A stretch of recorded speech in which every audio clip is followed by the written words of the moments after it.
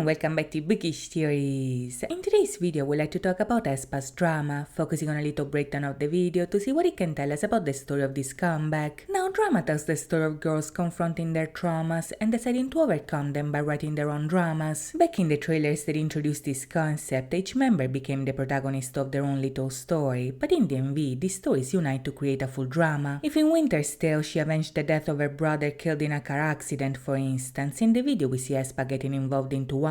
We see Karina burning the car like she herself burned in the video. They also ride bikes like Ning did in her story. Not to mention that in drama we see them fighting and betraying each other, like what happened to Giselle in her fight with Becky. When we put all these story elements together, a full drama unfolds. In the video, aespa get involved in a car crash, and as its remains get set on fire, the girls go on a quest to avenge themselves. Since they experienced a traumatic event, however, they not only become the main characters of their own movie, but they also become the drama in their own drama. Blinded by grief and resentment, the girls initially fight each other and betray each other's trust. There's a lot of conflict in this drama, with Karina slaying Giselle and Ning, Winter fighting back, and Ning making her fall from the roof and eventually falling herself. As they confront their trauma and remember what happened, however, they realize that none of them were at fault. By reliving the trauma instead of the drama, they're able to overcome it. So as they come together, Karina slays the actual bad guys and Winter saves her instead of fighting her. The point here is that one cannot always control the trauma they've been inflicted, but they can control the drama they create in order to cope with it. So in the video we see aespa working through the trauma as fearless heroines that take action and refuse to be victims. In order to get this point across, the video is also full of movie references that highlight this concept. The general vibe of the video, for instance, is very reminiscent of Sin City. The silhouette dance in front of the red background recalls the cell block tango from Chicago. Not to mention, the Winter's bike stunt is a direct callback to Trinity in The Matrix Reloaded. The movie that served as the biggest inspiration, however, is for sure Kill Bill, and this is actually quite interesting because in the movie the protagonist is a former assassin that used to go by the name Black Mamba. Now, given that in season 1 of the SMCU Black Mamba was aespa's main antagonist, I think it's fair to say that this is not a coincidence, and if that's the case, now we have to figure out why. You see, if we consider the bigger storyline, at this point aespa is still in real world, so what we see in drama is not set in Kwangya like we saw in other videos. Despite of that, it's pretty clear that this is not reality either, because drama is supposed to be a work of fiction created to overcome trauma. Because of that, it's possible that drama is aespa's way of dealing with the trauma they experienced in Kwangya. This might explain the reference to Black Mamba, but also why drama recalls the illusion that the Black Mamba gave them during the hallucination quest. As we see at the very beginning, however, in order to overcome the trauma and escape the drama, aespa must follow very specific rules. Rule number 1, for instance, is to look back immediately when you feel a presence in the dark. Number 2 is to not let your reflection shake your hand if it tries. Number 3 is to run away at full speed because light can blind you. While rule number 4 tells us that all of the above is false and the only way to escape is by doing the opposite. This means that to escape the drama, aespa must not look back. They must say yes if their reflection wants to shake their hand, and they must not run away when they see the light. Once we flip them, these rules actually make a lot of sense given aespa's history. Them not looking back, for instance, is exactly what Navis told them right before heading to Kwangya. In order to survive that place, aespa were supposed not to desire what they saw in Kwangya, but also to never look back, which is exactly what they have to do to escape the drama as well. In terms of them overcoming the trauma, not looking back might also be seen as them letting go of the past in order to move on. The opposite of rule number 2 instead is to allow their reflection to shake their hand, which might actually be a reference to aespa's relationship with their eyes. Back in season 1, Black Mamba's goal was to keep the girls away from their avatars, to create conflict between the humans and the eyes, so them shaking hands implies making peace. In the context of the video, moreover, shaking hands with their reflection might also refer to aespa making peace with each other. If you look closely, when the girls are fighting because of their trauma, one is the reflection of the other, so them allowing the reflection to shake hands means to find a resolution to their problem. Last but not least, the opposite of rule number 3 is that they shouldn't run away from the light. This might be a reference to Illusion, because in that song, following the light led them to a new world. In Welcome to My World, aespa followed the light to find Navis in reality, and when they reunited, it was explained that this new world was created the moment two different worlds make perfect contact. When it comes to the video instead, the light is associated to the headlights of the car that caused the crash, so them not running away from it might imply that to overcome the trauma they must confront it first. This, however, doesn't explain why these rules are so strange, and one possible explanation might actually be that aespa ended up in the drama because of Aitode, which is that weird AI that already trapped them in the cap loop back in Better Things. This is a device that has already proven to be very sketchy in the past. Back in the sitcom, it was marketed as something able to make everything happen, but we also saw that everything it did wrong. This AI was made with alien components, so it has powers beyond a regular AI, while at the same time also misunderstanding the majority of the requests they receive. The reason why I think I2D might be involved here is because of two main clues. The first one is actually aespa's giants, which is one of the concepts of the album, as well as one of the scenes that we see in drama. In the sitcom, we saw that I2D already transformed somebody into a giant, and the reason why it did was because it actually misunderstood what the person wanted. In the animation, the kid wanted to know more about the weather, but instead of telling him, I2D made him grow tall enough to see the clouds up close. In the same way, it's possible that in drama, aespa become giants for the same reason, and this brings us to the second clue. Back in the sitcom, the final episode ended with aespa wanting to become extras in a show so they could be on TV. The girls really wanted to appear in a drama, and bear in mind, I2D was supposed to make everything happen. Since the thing has powers and doesn't know what it's doing, however, it's actually possible that aespa ended up in a real-life drama where they're literally inside of the story that they're creating. So far, this is just a theory, of course, but to know what else aespa is in store for us, for now we'll have to wait and see. In the meantime, however, I hope you guys enjoyed this video, and if you did, please think about liking and subscribing. As always, thank you so much for watching, guys. I'll see you next time. Bye bye.